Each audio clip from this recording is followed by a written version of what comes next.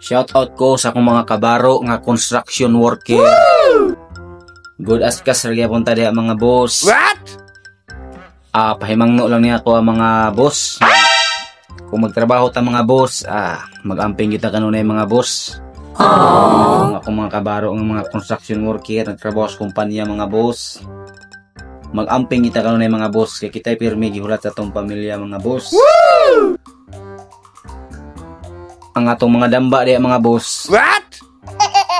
Secure yun natin mga boss, ngaligon yun natin mga damba mga boss. Kay og madisgrasya ta mga boss. Mahulog ka sa damba, mabalda ta. Bisan pagkasa ka na trabaho mga boss, layo oray 2 ka tuig nga tabangan ka sa kumpanya or sa imong gitrabahoan mga boss. What? Maunang sa akong giingon, mag-amping kita kanunay mga boss. Kay kita ray gisaligan sa tong pamilya mga boss. Double amping itas tong galingon mga boss. Kay bisag unsa na to kamayo mga boss. Kung madisgrasya ta mga boss. What? Layo ra nando ka tuig mga boss nga tabangan ka sa kumpanya. Bago ta mosaka mga boss. Di ginato kalimtan mga boss. Magampo kita sa Ginoo mga boss para di ta madisgrasya mga boss. Mao ra ginatong panlaban mga boss. Good as kas na mga boss. Tested kay na mga boss ang pag-ampo mga boss bago ka mo sabak sa trabaho mga boss. Wow. Amping kanunay mga boss.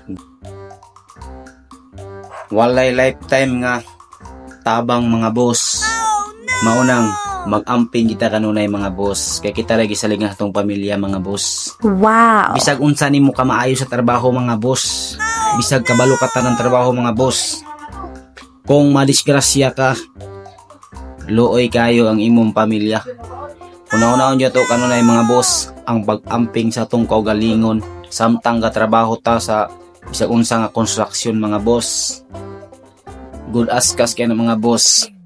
Morto mga boss, good as kas ra.